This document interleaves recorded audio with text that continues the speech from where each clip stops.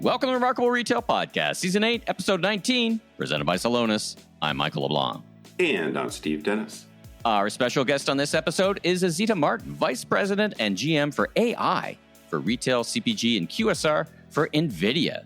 You know, Steve, it's a testament to the fast-evolving role of AI in retail that we even have a chip maker on the podcast as a guest. It's definitely maybe not on anyone's podcast guest bingo card at the beginning of this season. Yeah, it's hard to ignore what's going on in AI more broadly, but certainly it's hard to ignore NVIDIA's role. So I think it was a really, really interesting, maybe a little bit off the beaten path conversation for us. Yeah, it was a great conversation. Now, I might sound a little different. I'm at a big food innovation trade show called Cial here in Montreal. So in case the listeners hear a little bit of a little background. Now, speaking of being at events, you and I had a great time in Dallas, and I've been posting my remarkable retail tour from Dallas to Austin, and it's such great response. I mean, we just saw such great retail, and of course, great barbecue. Now we are together again tonight. We're doing. We're here in Toronto. You're here in Toronto, and we're doing an exclusive executive dinner. You're going to be talking about your book and talking to some great people over dinner. So exciting! They're here. We're spending so much time together. I love it. I know it's people are going to start to talk, but yeah, love Toronto, love a fancy meal, and love being able to talk about the book, particularly in a intimate setting with I don't know, what do we have, 15, 16 senior retail executives. So yeah, that's going to be exciting. And I would say also, if anybody's interested in bringing me to town in one of these type of events or some other creative execution, I guess we could say, please reach out to me on social media or steve@sageberryconsulting.com. Fantastic. All right, let's get to the news of the week. So let's start in grocery. Of course, as it turns out, I'm at a food show. Let's talk about food in America. Finally, we're seeing some relief on grocery prices in the U.S. They're starting to fall for the first time in over a year. Talk about what do you think about that, and what do you think about the implications? Well, hopefully this is an encouraging sign. Obviously, we've been talking about the impact of inflation on the economy in general, retail in particular, for quite some time. Inflation continues to look fairly sticky, but grocery prices, I think, are the things that really get into consumers' heads. And so seeing them start to retreat is definitely encouraging. Again, as we often say, 1 month does not a trend make, but something to watch out for. But definitely the markets liked it, so we'll see if the trend persists. Well, there's no question that this underlying anxiety about the economy is very connected, as you say, to food affordability, right? Because it's what we all see, and it's a very tangible, like the price of gas, right? It's kind of one of those tangible indicators of what and how I'm living. Let's talk about Walmart. Put some numbers out. Should I call them blockbuster numbers? At least there's a very strong quarter, right? They're pretty strong, and I think the last time we talked about Walmart's earnings, part of the commentary was just not only how significant the improvement in their business has been over the last couple of years, but in particular, given how strong or how big a business it is, to be able to drive. So just I'll give a few facts really quickly. The Walmart banner had close to a 4% rise in same-store sales, taking fuel out of that because that tends to be pretty volatile. They pointed, speaking of grocery prices, they pointed to strength in grocery. And I think the general narrative has been that Walmart's low price position, their strength in and kind of hybrid delivery and all these kinds of things has really been to their benefit in terms of gaining share. So we'll have to see when we start to hear from Target and some of the other grocers how much it looks like Walmart is gaining share, but they certainly seem to be. But Sam's Club was also strong, 4.4% increase. Walmart's e-commerce business continues to perform well above the industry average at 22%. What do you make of that? Is that it's curbside? What do you think their strength is? Is it just like they've hit a point where it just keeps geometrically growing? Well, I did see a statistic, which I haven't had a chance to confirm from other sources, that Walmart actually slightly beat Amazon in terms of the number of parcels that were delivered same or next day, which is pretty staggering if true. But it does speak to the investments they've made in curbside pickup, in-store pickup, some of these local delivery hubs, delivery from store. So I think this hybrid fulfillment system, I guess you could call it, has definitely put them ahead. Well, it's kind of neutralized to a certain degree some of Amazon's advantages. So that seems to be a benefit to them. But I think more so it's really put them in great position relative to some of their grocers and some of their other competition.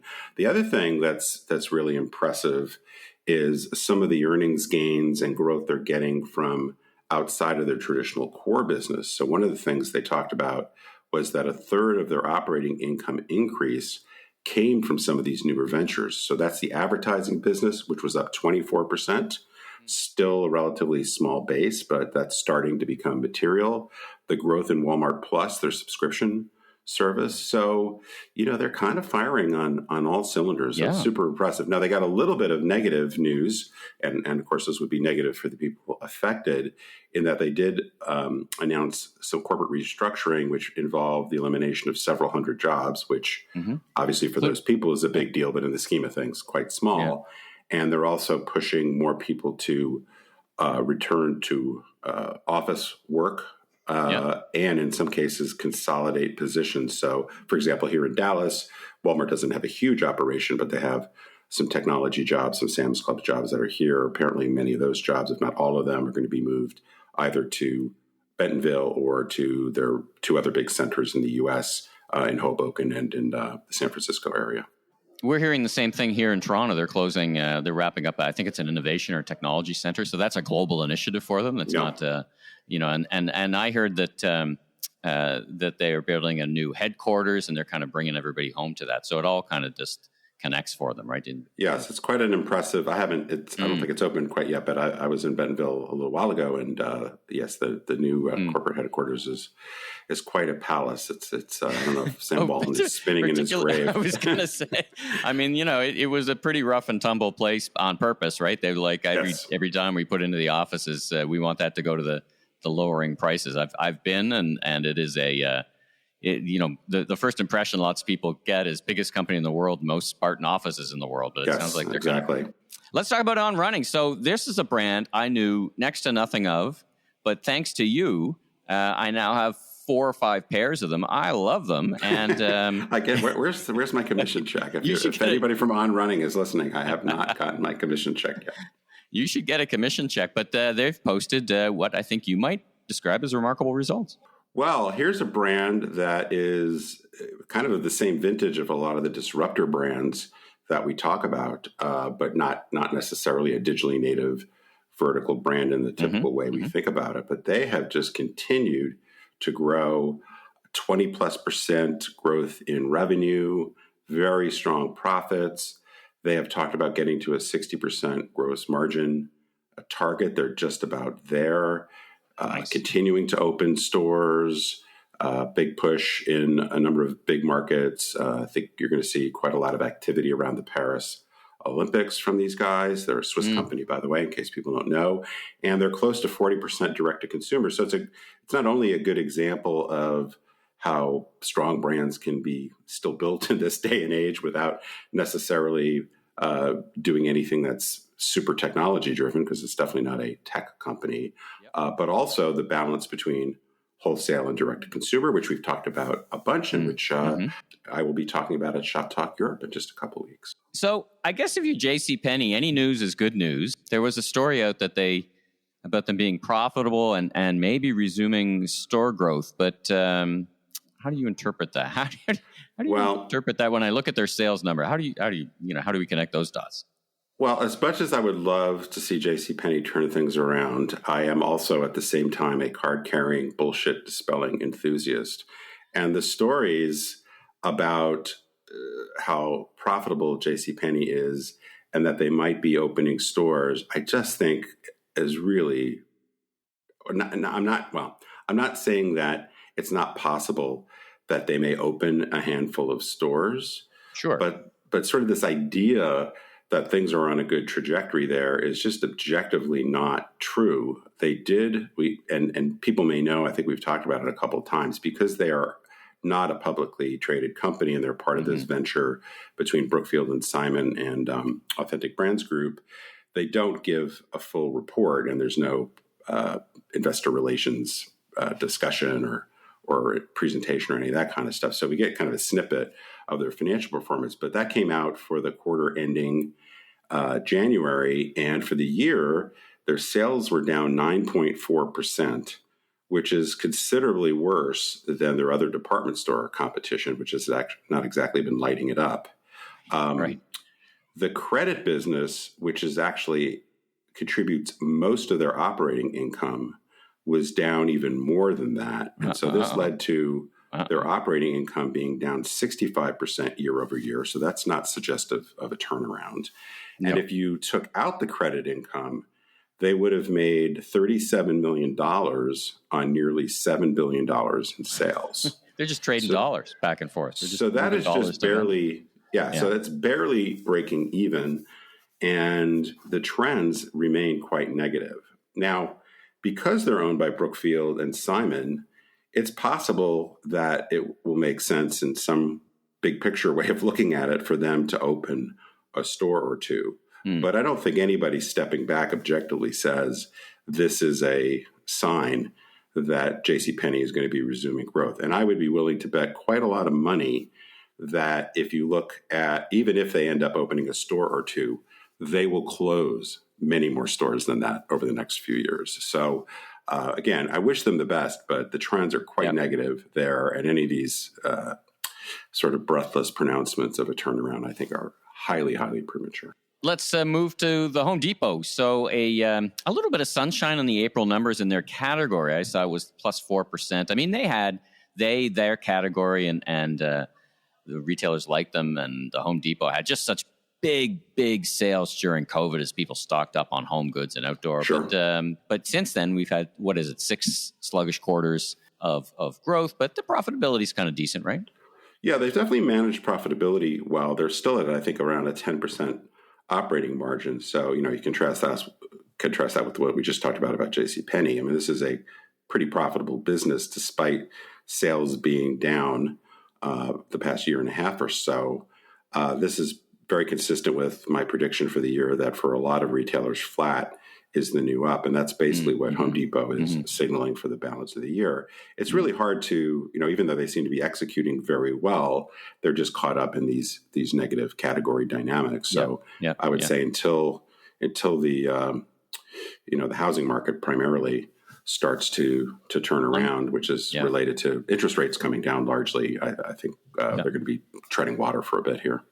Well, our guest, right at the beginning of the season, Ira Kalish called that, right? He said everybody's kind of frozen in place with the high interest rates, and it's, as you say, it's a great business because they're investing, right? They're really investing in the contractor segment. They did a big acquisition, I think, just a few blocks away from you in Dallas, and they're opening some contractor specific formats that is contractor only. So they're putting their chips down, and they're not holding back from growing the business. So it's good to see. Let's wrap up with Wayfair. So they got this idea that stores were maybe a good idea, apparently, and they finally opened.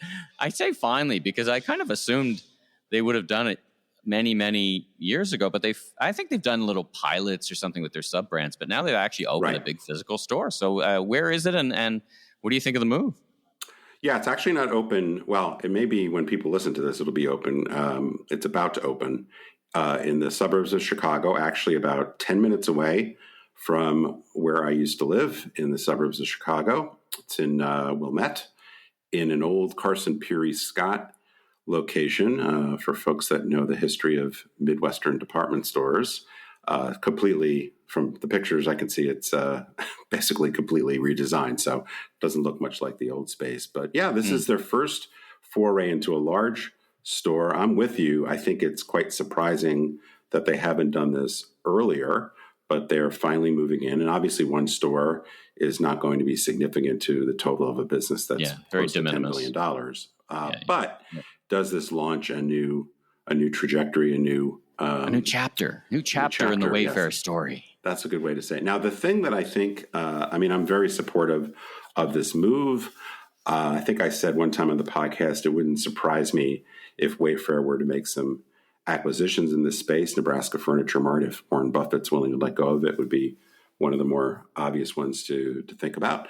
But what's going to be challenging, I think, and I'll be interested to see this in terms of the merchandise mix, folks have heard me say that one of the big problems in my mind with Wayfair being a sustainable business is that their gross margin is too low. And to me, that's mostly about pricing, not cost of goods.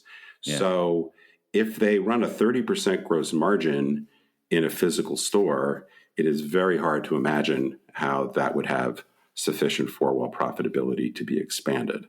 Those are very unless it's a showrooming idea, like it's not really, the purpose is not to hit. Yes, they definitely should look at it not only from what's rung up in the store, but what's rung up in the trade area for sure. So yes, you would have to calculate the store cost against a broader definition of trade area profitability. But as they tend to do, they have very broad definitions of success. Those men and women. So maybe that's not a foreign idea for them. So it's going to be interesting to see. But first big step into a possibly a new chapter. So definitely something to watch. I'm looking forward to. Even though by the time this airs, I will have been in Chicago. I don't believe I'm going to be able to get in there because I think it's opening a few days afterwards. Right. All right. Well, let's leave it there. Now, before we get to our great interview with Azita Martin from NVIDIA, let's hear from our presenting sponsor, Celonis. Want to ramp up speed and productivity for your entire retail operation?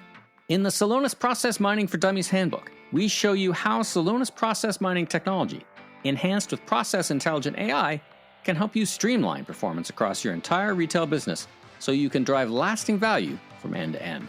That means purchasing, supply chain, omni-channel execution, merchandising, and customer service processes, all managed and optimized through one powerful software solution. To get your free copy of Process Mining for Dummies and see how it's generated millions in value for brands around the world like Aldi, Globus, and Edeka, head to celonis.com/remarkable retail. Well, welcome, Azita, to the Remarkable Retail Podcast. We're excited to have you. And where do we find you today? I'm located in San Jose, California. Maybe we'll just start things off, as we usually like to do, by having you tell us a little bit about yourself, your background, kind of your professional journey, and what your current role is today. Sure. Yeah. I'm Azita Martin, Vice President and General Manager of NVIDIA's retail and consumer packaged good industry. Been with NVIDIA almost 6 years. And prior to that, I was Chief Marketing Officer at several startups, mostly in the ML AI space. And then I spent some time at companies like Salesforce, Siebel, which is now Oracle, and Silicon Graphics. I imagine that many people listening to us will at least be familiar with NVIDIA, if only because NVIDIA has been in the news a lot.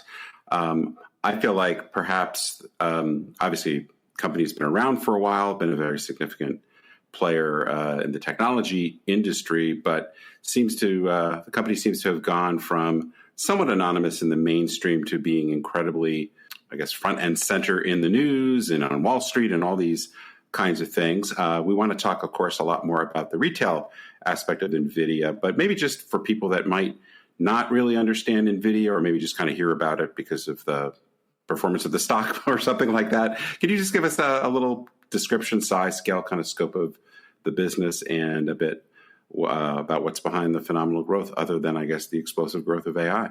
5-6 years ago when I joined NVIDIA, people would go, oh, yeah, you're that gaming company, right? And of course, I had joined the AI side of the business. And I'm like, no, there's a whole lot of bigger business here on the AI side. Then it was almost like people go, oh, you're the GPU company. But the reality of it is that NVIDIA is an accelerated computing company. And what that means is that we have both hardware and AI acceleration software that makes it easier for developers to build the best performing AI applications faster. And we've been in the AI business for over 14 years. In fact, in 2016, our CEO delivered the first NVIDIA DGX supercomputer to OpenAI. And so that's how long we've been collaborating with OpenAI. And obviously, the introduction of GenAI to the general public and consumers has had a very positive impact on our growth, because no matter where you're developing generative AI solutions, you're training it on NVIDIA GPUs. So, obviously that's had a big impact on our growth. In fiscal year 23, we had $27 billion in revenue. And last year, which was our fiscal year 24, that revenue was up to $60.9 billion. So 126% growth. Yeah. And, very, very significantly faster growth. And a lot of it is being driven by generative AI. And because even traditional software companies like ServiceNow have added generative AI capabilities to their solutions. So as our CEO would say, there's an incredible shift happening in the data centers around the world and in the cloud, where there's a shift from general computing to accelerated computing, which is more and more workloads are going to require, are going to leverage AI, and therefore it's going to require both our acceleration software as well as our acceleration hardware and GPUs. And that's why 70% of our engineers are actually software engineers, because, the most basic way I like to describe it is, if you're developing and training your algorithms on our GPUs, you'll get 10, 15 times acceleration. When you use the right application framework, which is our acceleration software for certain type of AI, you'll get like 70 times acceleration. So our application frameworks and acceleration software is really NVIDIA's secret sauce. Well, it's an interesting conversation, and not one we typically have with our guests. Typically, we're not talking about the enablements or the mechanics behind the things that happen. So let's narrow down the lens and talk specific to retail. What's NVIDIA's role and interest and unique take on the retail industry specifically? Yeah, so the way I look at it is, we have a team of experts that day and night are working with the retail industry. And we're really their trusted advisor in terms of the different types of AI applications that can help bring operational efficiency, better customer experience, higher revenue to their business. And so examples of that is, for example, in omnichannel and, e-commerce personalization is a key area that drives revenue. Or now shopping assistant on your website, your e-commerce site. It's basically replicating your best sales rep on your mobile app and on your e-commerce site. These are examples of AI use cases that drive revenue. Also, there's a big adoption of generative AI for employee productivity. I would say right now, a lot of retailers are first experiencing with GenAI that is adding to helping with employee productivity and maybe a little bit slower on customer-facing type GenAI applications. And then, of course, computer vision in the stores. I mean, you guys follow retail, and you know that loss prevention and theft is a really big revenue loss to retailers.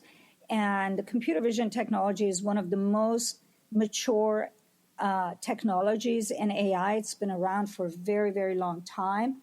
And we basically work with a whole ecosystem of startups and software companies and directly with some retailers to help them develop computer vision applications that detect and prevent theft.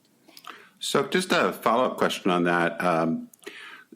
So just so I understand, I guess I assumed that typically your customer and the way you were spending your time would be with the solution providers to retailers, not necessarily direct to retailers. Is that generally the case? And if you do work with a retailer directly, what does that typically look like?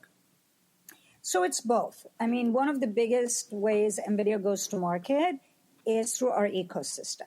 And we do believe that the biggest disruptions with AI are happening through startups and not traditional big software companies. So we have a big team of technical people who look for the most disruptive startups, often in the developer community places, and help them leverage our acceleration software to make sure that their AI solutions have the best performance, but most importantly, is the most cost efficient for the customers. But at the same time, although NVIDIA doesn't sell anything directly, because if you want to leverage our GPUs and acceleration software, you usually access those through the cloud providers, or if you have your own data center, you buy those from the OEMs. We do work with customers because we're considered their trusted advisor. And, so you're trying to understand their needs, and then you work back with the Anthropics or whoever, or Google or whoever it might be. Not exactly. We have a team that works with like OpenAI and so forth, right? In terms of when they have been developing their trained models and leveraging our GPUs. But every time somebody is using OpenAI, they're basically running it on NVIDIA GPUs, right? So that's like an indirect use case. But at the same time, we're helping customers think through, okay, now you've developed you've trained 2 models, you've developed 3 or 4 applications, but in about 2 years, you're going to have 20 or 30 models and 50 applications. Have you thought through the deployment cost as well as the responsiveness of those applications? And that's where we basically guide them on how to leverage our acceleration software to ensure that those applications are performing in real time and don't have, latencies, and at the same time that they're being deployed at scale in a much more cost-effective way. So could you discuss maybe a little bit more specifically where you see the state, I guess, of AI adoption among retailers, and then just generally where you're seeing kind of the greatest traction, either by kind of area of focus or by particular parts of the retail ecosystem? Yeah, so what we're seeing is there are areas like supply chain and within the stores that we're seeing very successful use cases of AI. As I mentioned, computer vision in the stores helps prevent theft. It gives retailers a better idea of the path that most customers are taking in the stores, allows them to optimize merchandising, notifies them of stock out, and those kind of use cases. And in supply chain in particular, is forecasting optimization and leveraging data science for having a better view into their supply chain and availability of products. The new area, obviously, is generative AI. And what we've noticed that a lot of retailers kind of last year were in experimentation mode, especially starting with employee-facing type of productivity applications. And now they're starting to think through, what is this going to look like when you deploy that at scale with 20 or 30 models and 50 different applications, some of them customer facing, some of them store facing or employee facing. And, those are some areas where, we're investing a lot of time helping those customers really understand, the different options that they have and what is the most cost-effective way for them to deploy these solutions. Those are kind of the different areas. Of course, personalization and anything that makes e-commerce and mobile apps much more cost-effective, as well as deliver a better customer experience, are also areas that a lot of retailers are leveraging AI for. So is there any, and maybe this is not a fair question, but for the retailers that are listening, are there any kind of rules of thumb to say, well, if you have this sort of problem or this sort of opportunity, the state of AI development is going to be particularly useful for you? Like any general rules of, if this is the problem you're going after, or if this is the subsector of the industry you're in, you've probably got many, many great use cases. And maybe if you're in another sector or another type of problem, maybe you got to wait a year or two before you're likely to see some real significant use cases. Yeah, I mean, obviously the first thing is, do you have a team of data scientists, that knows how to develop AI applications? And if you don't, obviously, there are many companies out there that either have solutions that can be purchased from software companies. As I mentioned earlier, we have a large ecosystem of startups and software companies that have some very compelling AI solutions.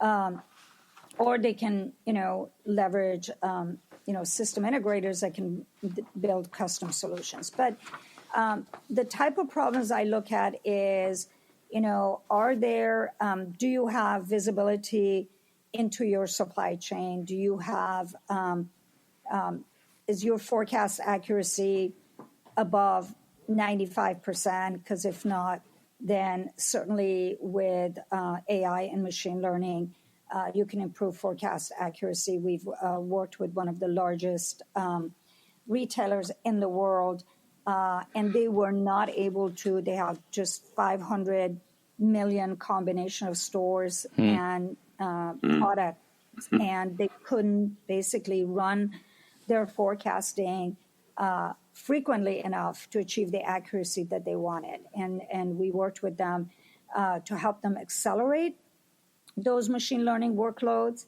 And as a result, they improved their forecast accuracy from 93% to 97%. And that obviously, they sell a lot of perishable food, and that has saved them about $100 million a year in food that doesn't have to get wasted.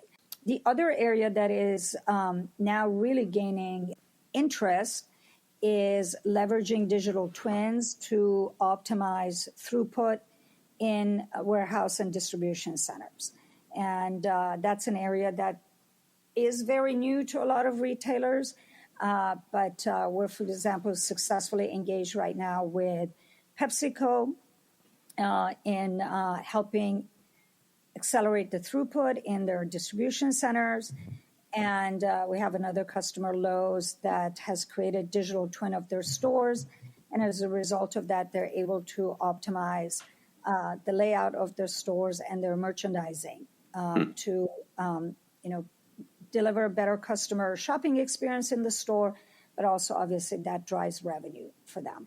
Say more about in case the listeners aren't like myself, perhaps, exactly sure what and how a digital twin works in the way that it materially impacts the business. So is this, tell me, I get that your product would accelerate and just have the pure horsepower to create this twin, but tell me a little bit more about what that is meant to accomplish and how that works. I think a lot of people understand metaverse better, right? Metaverse is a 3D world. A digital twin is a 3D world that accurately represents the physical representation of a space, whether it's a distribution center or a store. So it's a physically accurate digital representation of a store or a distribution center.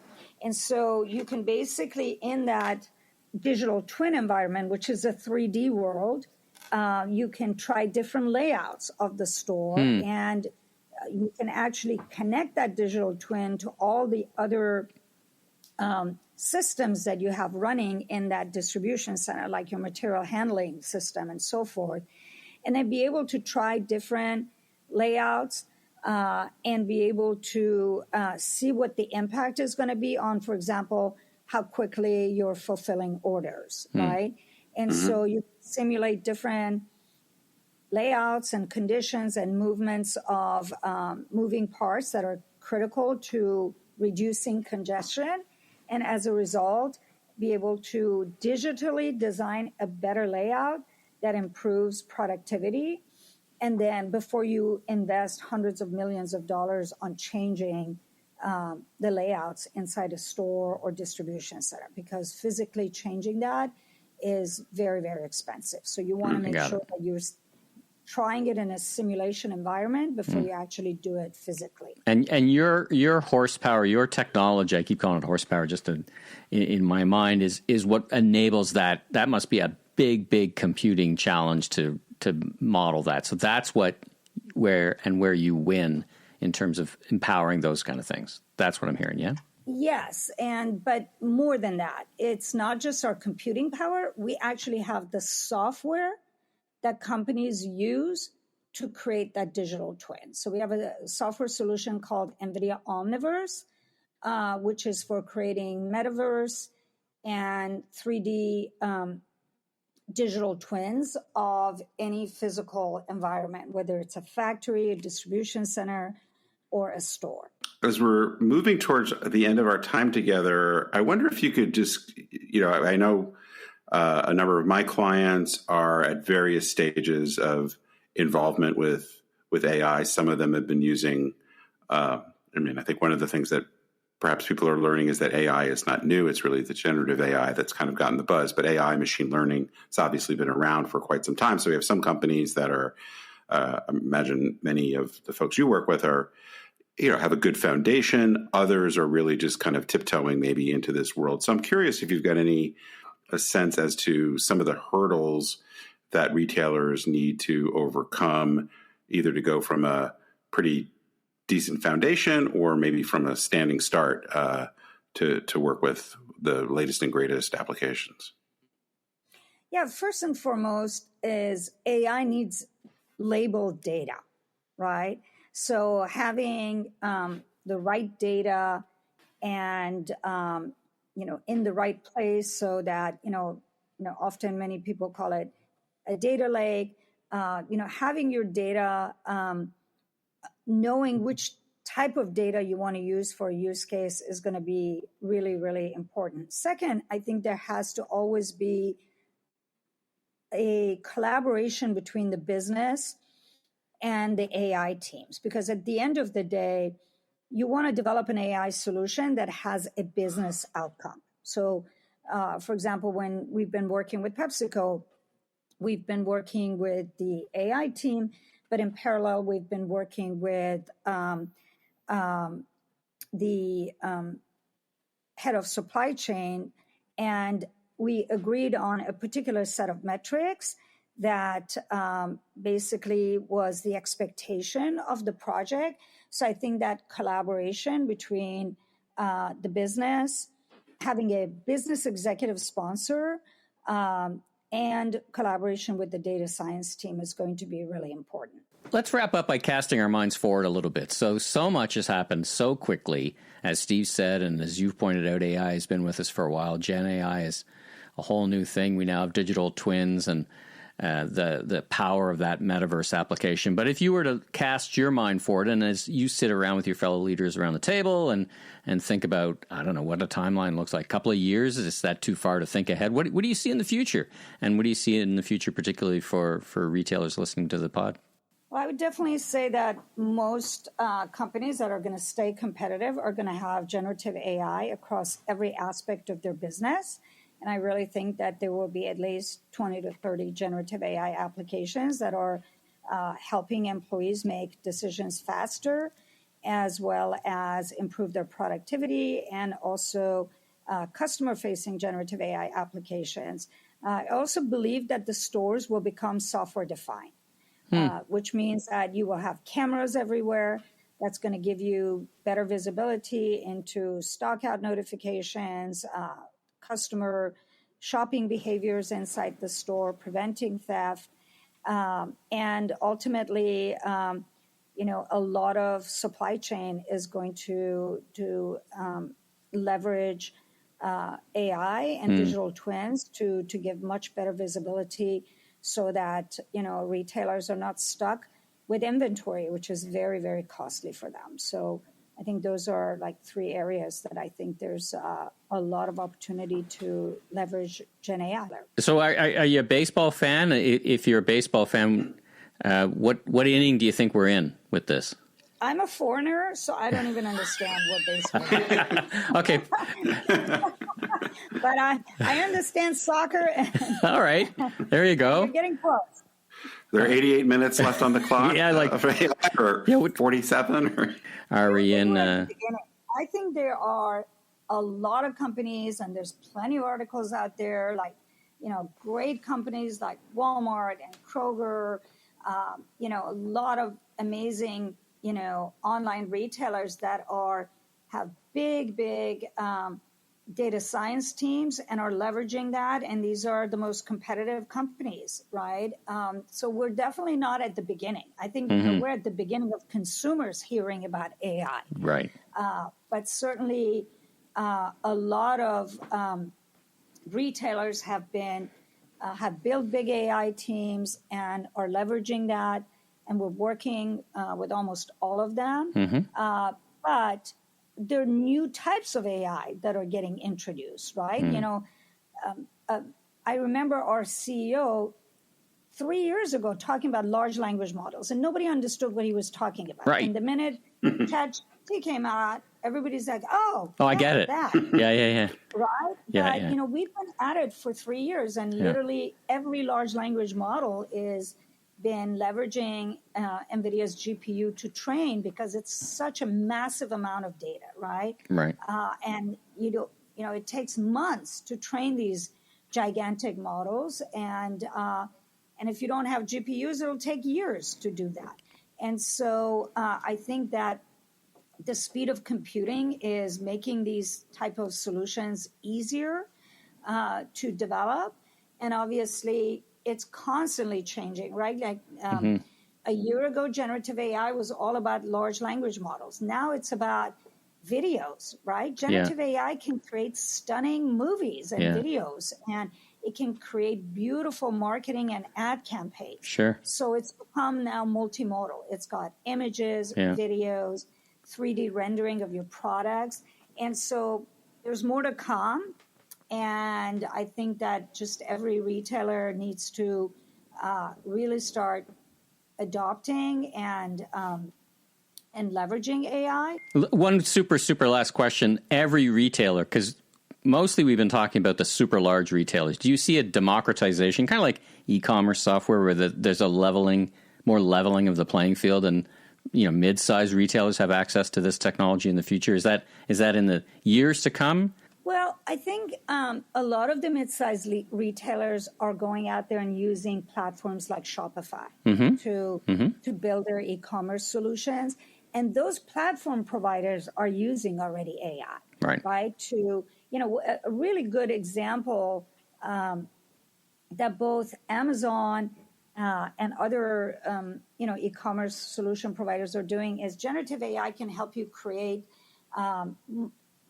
product descriptions on your e-commerce site much faster. Sure. So instead of a human writing it, it leverages, a lot of the tags and metadata that you have to write a bigger, a more comprehensive description of a product.